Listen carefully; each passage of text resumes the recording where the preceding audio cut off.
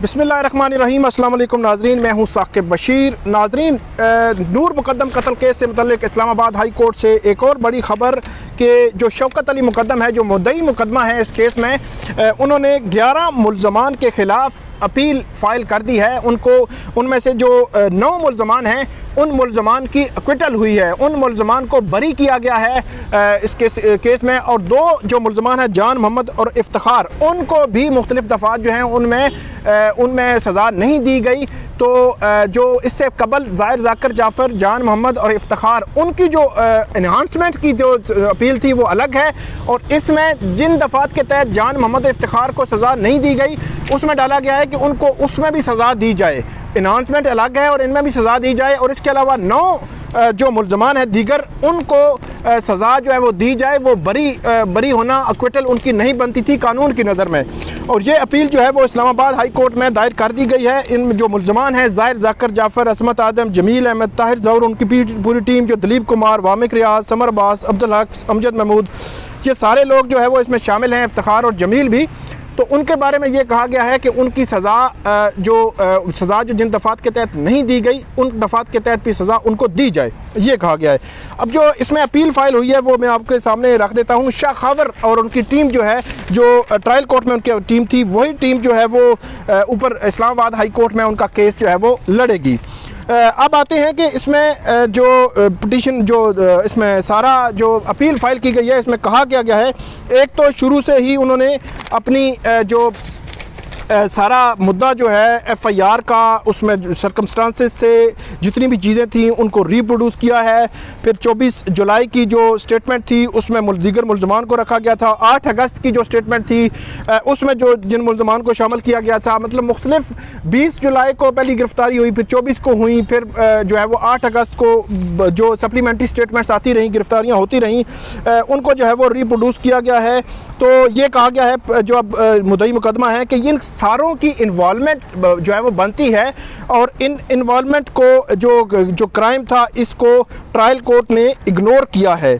और इनकी इन्वेस्टिगेशन में ये सारी चीज़ें जो है वो सामने आई हैं। उसके बाद ये कहते हैं कि जो जितना भी रेलेवेंट डॉक्यूमेंट्स थे, जो मटेरियल था इनके हवाले से, वो सारा जो है वो चार्ज जो है फ्रेम किया गया था और वो अदालत के सामने बाकायदा तौर पर अदालत के सामने रखा गया। और जब चार्ज फ्रेम किया गया 14 अक्टूबर को, तो वो उसमें भी बताया गया था इन तमाम मुल्ज़मान को। उसके बाद 1 बाई 1 ज़ाकिर जाफ़र, असमत आदम के ख़िलाफ़ कौन कौन सी दफ़ात जो है वो लगी हैं उनका बताया गया है अदालत को। जमील, इफ्तिखार और जान मोहम्मद के ख़िलाफ़ कौन कौन सी दफ़ात लगी हैं वो बताया गया है इस अपील में।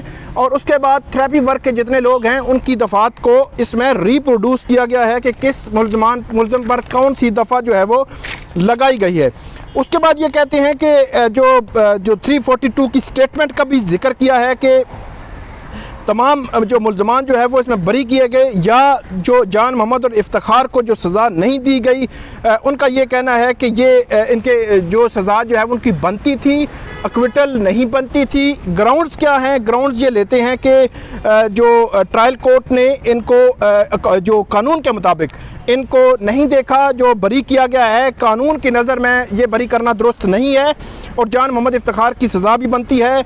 उसके बाद ये भी कहा गया है कि जितनी भी इनकी इन्वॉल्वमेंट थी, इनके जितने भी चार्जेस थे, उसमें तमाम के एविडेंस जो है वो पेश किए गए ट्रायल कोर्ट के सामने।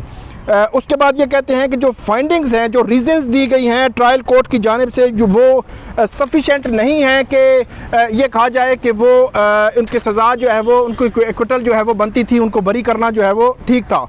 उसके बाद ये ग्राउंड ये भी ली गई है कि जो अक्रंस है उसके हवाले से ये कहते हैं कि जो डिफेंस साइड है वो अपना केस जो है वो साबित करने में नाकाम रही है। और जो विटनेसेस इसमें पेश किए गए थे, जितने भी मुल्ज़मान हैं उनके ख़िलाफ़ उन्होंने गवाहियाँ भी दी, उनके ख़िलाफ़ सबूत भी सामने आए, लेकिन ट्रायल कोर्ट ने नज़रअंदाज कर दिया। उसके बाद नेक्स्ट जो है वो ग्राउंड ये भी लेते हैं कि इनका जो CDR है, कॉल डाटा रिकॉर्ड, वो भी मौजूद था और उसके मुताबिक इनकी कॉल जो है वो बनती हैं, ख़ास तौर पर ज़ाकिर जाफ़र और असमत आदम के हवाले से बताया गया है। इसके अलावा 6 जो थेरेपी वर्क के लोग हैं उनके हवाले से भी यही बताया गया है।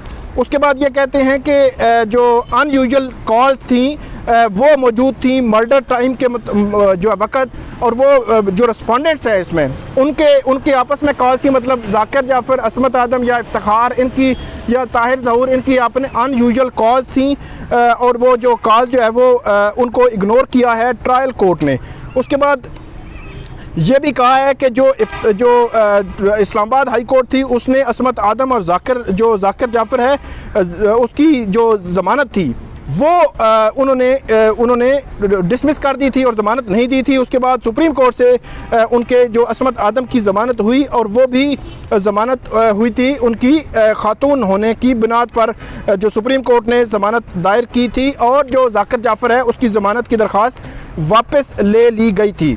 उसके बाद ये कहते हैं कि ऑडियो रिकॉर्डिंग क्योंकि अवेलेबल नहीं है, तो वो कहते हैं कि ये ऑडियो रिकॉर्डिंग तो एक्सेसिबल नहीं है। इन्वेस्टिगेशन एजेंसी जो बात मैं पहले भी करता रहा हूँ कि जो ट्रांसक्रिप्ट की बात की जाती है, तो ये ट्रांसक्रिप्ट का होना जो है वो कहाँ से आएगा ट्रांसक्रिप्ट? ये ट्रांसक्रिप्ट का मामला ही नहीं है। इन्वेस्टिगेशन एजेंसी के पास ट्रांसक्रिप्ट होता ही नहीं, ना वो एक्सेस कर सकते हैं कहीं से, ना उनके पास कोई तरीका है।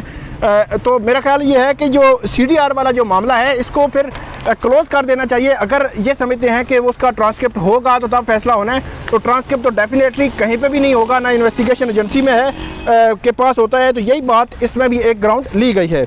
उसके बाद ये कहते हैं कि जो इग्नोर किया गया है कानून शहादत आर्डर जो है 1984 का ट्रायल कोर्ट की जानिब से।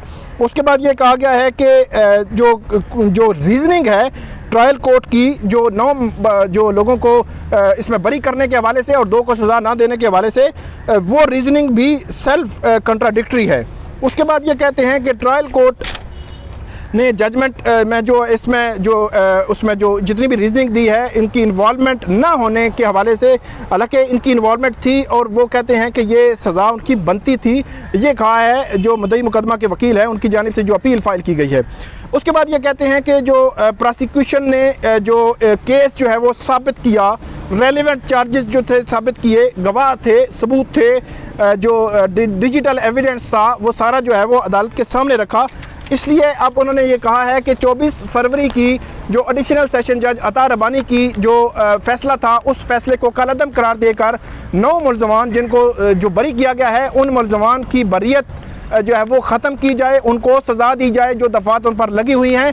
इसके अलावा जान मोहम्मद और इफ्तिखार को जिन दफ़ात के तहत सज़ा नहीं दी गई, उन दफ़ात के तहत भी उनको सज़ा दी जाए। तो गोया अब मामला ये है कि तमाम मुल्ज़मान के ख़िलाफ़ जो शौकत मुकदम हैं वो इस्लामाबाद हाई कोर्ट में आ चुके हैं, इन्हांसमेंट के लिए भी आ चुके हैं, जिन दफ़ात के तहत सज़ा नहीं मिली वो भी सज़ा दिलवाने के लिए आ चुके हैं, और जो एक्विटल हुई, जो उनको जो बरी किया गया, उनकी बरीयत के ख़िलाफ़ भी इस्लामाबाद हाई कोर्ट में आ चुके हैं। तो अब देखते हैं कि मंडे ट्यूसडे जब ये केस फिक्स होता है तो तब इस पर क्या आर्गूमेंट्स होते हैं और कैसे ये केस आगे बढ़ता है। तब तक इजाज़त दीजिए, जो भी अपडेट होगी वो भी आपके साथ शेयर करेंगे। बहुत शुक्रिया।